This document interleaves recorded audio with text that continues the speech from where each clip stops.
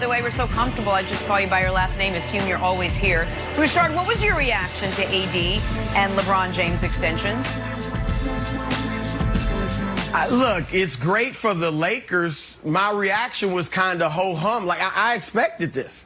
Now, the timing of LeBron's extension, let's go there first, that was a bit surprising. You weren't really looking at LeBron to sign an extension at this moment. But the notion that he's going to end his career with the Lakers, I think everybody has believed that. And this may not even be his last contract.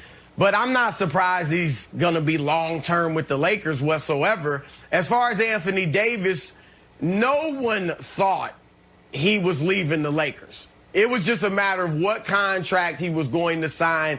And if you know the history of Klutch management, then they take their time and they look at every single option. Is it advantageous to do a one-year deal or a 3-year deal, 5-year deal, whatever the case? Obviously, they went long-term in this case, but it's not surprising that he's staying with them. What this does, and I never gave any credence to the notion that Giannis Antetokounmpo was joining the Lakers. But what this does is pretty much in that. There's really no realistic shot of Giannis going to the Lakers now as a free agent to join LeBron and AD. I didn't think that would happen, but that was a rumor that was floated out there. This pretty much puts that to bed. But it's not surprising at all that these two are signing on long-term to be with the Lakers. Well, let me say this. It didn't surprise me, and that was because, you know, as Broussard did as well, I talked to some people directly involved in this and said everyone knew he was re-signing, but a lot of people thought he was going to take a 2+1, and I was told he's either taking a 1+1 or a 4+1, no in between, either the shortest or the longest. They went with the longest. But I would like to, we are looking at it through the prism of they just won a title. LeBron and Anthony Davis fit together and mesh together perfectly and immediately, and they are the overwhelming favorite going into this year. I'd like to take us back, I know we have no memory anymore, to, I don't know, 15 months ago, when Paul George doesn't want to play with LeBron, Kawhi Leonard doesn't want to play with LeBron, LeBron's coming off an injury, and there is speculation about whether or not that team makes sense. You got our old buddy Chris Mannix, who knows his hoops, saying if you had to choose one or the other, Lakers win the title or miss the playoffs, put your money on miss the playoffs, because that team can't win the title.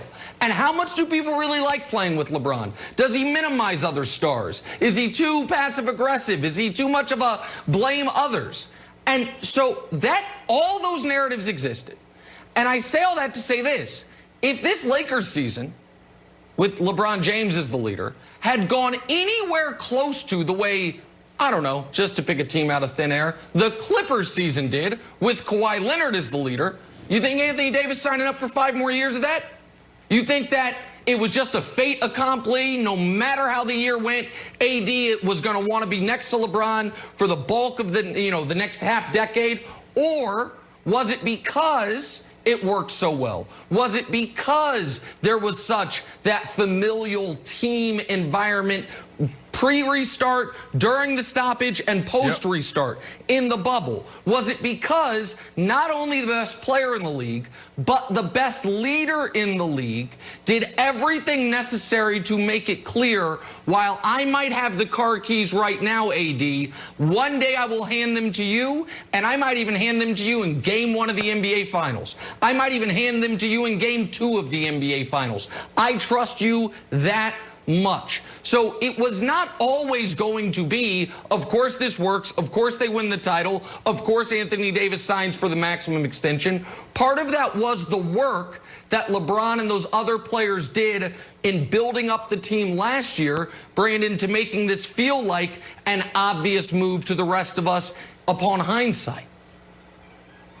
Yeah, and after listening to you talk, the first thing that comes to my mind is, like, why does it take so long? Why did this take so long? Like, we knew, yeah, there was doubt, but at the end of the day, after winning that championship together, you knew that he was going to be there. So the LeBron James news, that was no news to me. The very first thing I thought about was, wow, when is AD going to sign? Like, when is that going to happen? So I'm glad to hear you, Chris, pull back the curtains a little bit on Clutch Agency, because they share the same agent, and why it took so long because of their thought process. They really look at everything. He's looking at the salary cap for the next couple years and how this could potentially set up the next deal and the deal after that, or maybe even the deal after that. You talked about it, Nick. When this contract is over, this extension, he's going to be 31. So I'm glad that they got it done, and I'm finally glad to hear why it took so long, because that's the first thing that came to our mind. You're in L.A. You're playing with the greatest player in the league right now, Wilds. So why aren't we getting this done? So the Lakers, man, this is awesome for them, and I also think this sets up LeBron for that transition to the older statesman in that locker room, going from superstar to now the face of the organization, and letting AD step out there and lead the way. So in the next couple years, you know, him being this big old point guard, he can now rely on those young guys and potentially get a championship or two out of it. So this is great news for the Lakers. Yeah, you know what I think is interesting, Broussard? The Clippers play in LA too. But would we be shocked if in 2 years, 3 years, Paul George is not there and Kawhi is not there either? Like, it's got the same weather, but there's a franchise and deep roots of the Lakers organization that makes them more special than the Clippers. It's just the way it is. And I know the Clippers are your team. Don't get too mad at me. But They're Nick also mentioned something else in the last block. You're a lifelong Clippers fan. Let me get that narrative right now. when they had like the sailboat logo. In any event, Nick, you mentioned something interesting, but I'll get Broussard's take on it. That they're a nice destination. Ring chasing is sort of the pessimistic version, but looking for to start my final chapter. Like, and you know what? Then I'll go to the Lakers. And we've seen it not work with Karl Malone and Steve Nash, but it felt like it worked with not his final chapter, but like, I'm going to go to the Lakers. This is a box I want to check on my NBA career. And I think that's the secret sauce that kind of pushes them over the top. Well, look, the Lakers are the best franchise in the NBA. And I know Boston, you know, they've got the championships and all that. But the Boston hasn't been a dominant franchise since Bill Russell left. Now, they obviously had the Bird era. And then they won one championship with the last big three. But they haven't been great. They've been a pretty good franchise since then. The Lakers, every decade, 70s, 80s, 90s, 2000s, they've been great every decade. And so the Lakers are what the Lakers. I mean, and even what Nick was saying with LeBron, and you're right, LeBron did a great job of creating an environment that AD wanted to stay in. I think I've always said this is the reverse of Magic Kareem. Right? Kareem was the superstar MVP when Magic got there, and then Kareem was able to age gracefully, and it became Magic's team, and he helped carry Kareem to a longer career than we ever expected. And I think the same thing can happen here. LeBron will probably be the best player on the Lakers this season, and then this will probably be the last year of that. Then AD becomes the best player 2 years from now. And this gives AD more time to observe LeBron, to learn from LeBron. How do you lead a team? How do you become more of an alpha, which AD is not naturally? And I think by the time he's the best player on the team, he will be ready because he will have learned from LeBron. And LeBron will still be like a top 10 player in the league, so they'll be in position to win more championships.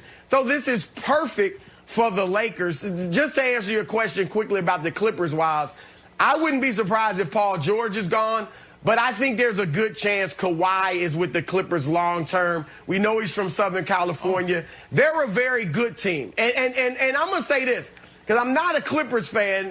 I got to make that clear. I grew up more of a Lakers fan. The Lakers should be the clear favorite going into this season. They are. They're my favorite going into this season. But do not sleep on the Clippers. Yes. Don't think the Clippers have a shot. Thank you. We're back. Yes. Don't think the Clippers have a shot. I'm just they got no letting you shot. know. They got no Don't shot. think they don't have a shot. All the issues they had last year, they have again. They have no shot. But today is not a day we talk about a barely relevant team. Today is a day. Oh, it fixes everything. Of course, he's actually going to help Kawhi Leonard move, so he's not a 3-hour drive from the airport. Guy. It's nice. Locker so definitely happening. But let's talk about a more important team. First of all, I'm very glad. I want to support Chris Broussard in one thing. I'm very glad Broussard's setting the record straight on the myth of the Celtics. You won 11 championships with Bill Russell. You have 6 since then. You have 1 championship since the fall of the Berlin Wall. Zip it, Celtic fans. You're not in this discussion. Now, as far as what we're discussing with the Lakers, here are the other things that I think are absolutely now not just like mind thought exercises, but legitimate points of discussion. If I had to ask you right now, you have to pick one of the following.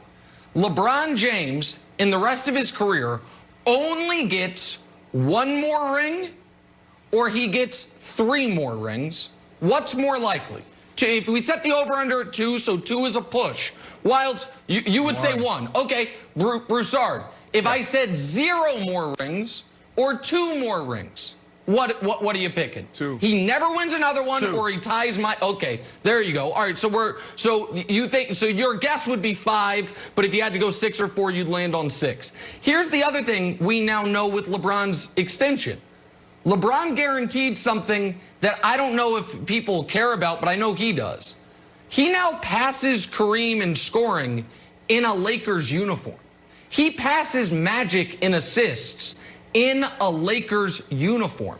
He's going to need about 2.5 years to pass Kareem, about 1.5 years to pass Magic, and a little more than that to move into 3rd all-time in assists. He does all of that in a Lakers uniform. That's what his extension means, and he does it while they're working on a 3-peat. That's what Anthony Davis's extension means, so it's all good. And guess what, Nick? Oh, he'll get a statue. Yeah, and guess what, Nick? Outside of Staples? And the GOAT debate will still live on.